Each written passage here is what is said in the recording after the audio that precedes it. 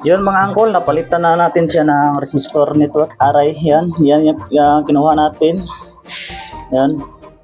Yan, check natin ulit yung kanina na yung pin 4 at saka pin 6. Nag-iba yung value niya, 56 ohms na ata yun, nakalimutan ko. Yan, check natin ulit mga angkol. Pin 6 to pin 5, 2.3. Yun. Pin 6 to pin 5. Pin 4 pala. Yun, ito yung kanina, 2.3 na. Pin 6, 2.3. 2.3 din to. Yun, okay naman call. Pin 6 to pin 2. Dapat 8K. Yun, 8K. Pin 6 to pin 1. Yun, 1.9.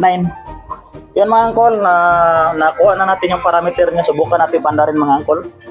Pero bago natin siya pandarin mga angkol, palitan muna natin ng silicone compound mga angkol.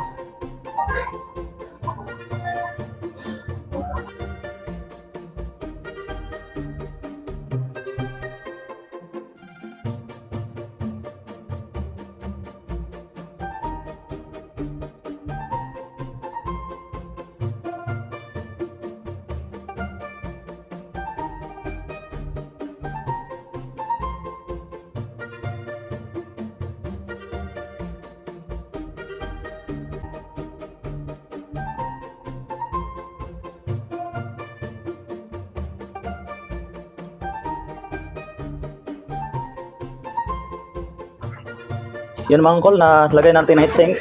Yun, subukan natin pandarin mga angkol.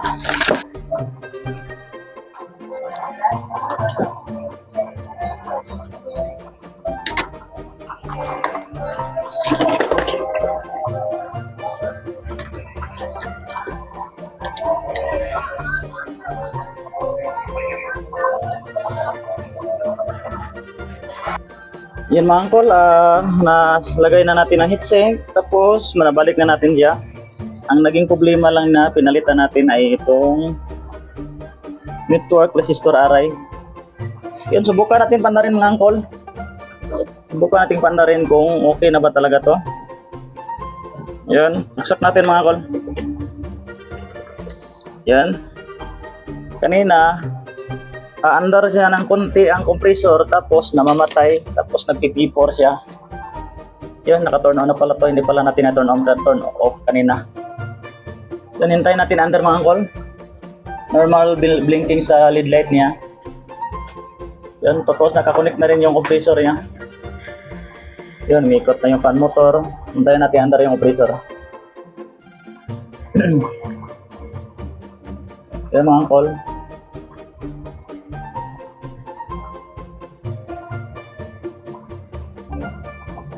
Yun, namatay yung fan niya.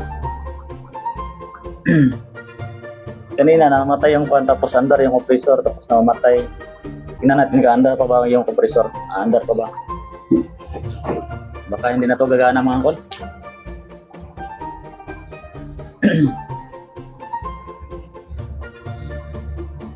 may mga nagsasound sa kabilang bahay mga angkol, baka makapirate tayo.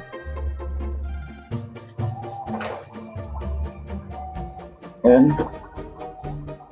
Hindi umandar yung compressor niya. Baka mag-error pa itong angkol.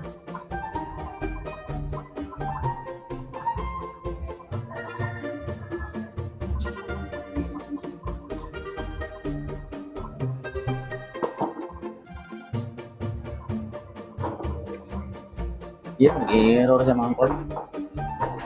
Mag-error siya. Nawala na yung P4, nag-E3 naman siya. E3. Yan. E3 ay sa fan motor yan. Siguro hindi sila fit ng feedback nito mga angkol. Kaya umandar yung fan motor natin, tapos namamatay dahil hindi sila fit ng feedback.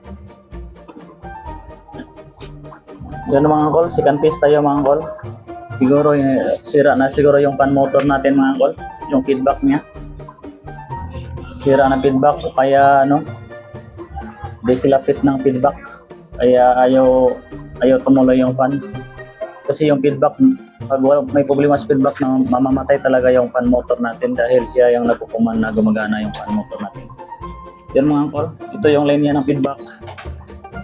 Okay naman to na pan motor siguro, sira na siguro or hindi sila fit. Yan, pandarin natin mga kol. Ulit. Yan. Pag mamamatay pa rin ito, hindi tutuloy, subukan natin palitan ng indoor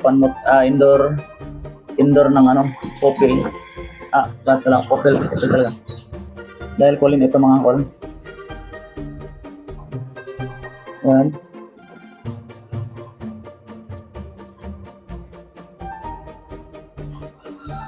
Yan, namamatay talaga siya. Yung feedback hindi niya nababasa yung feedback mga kol.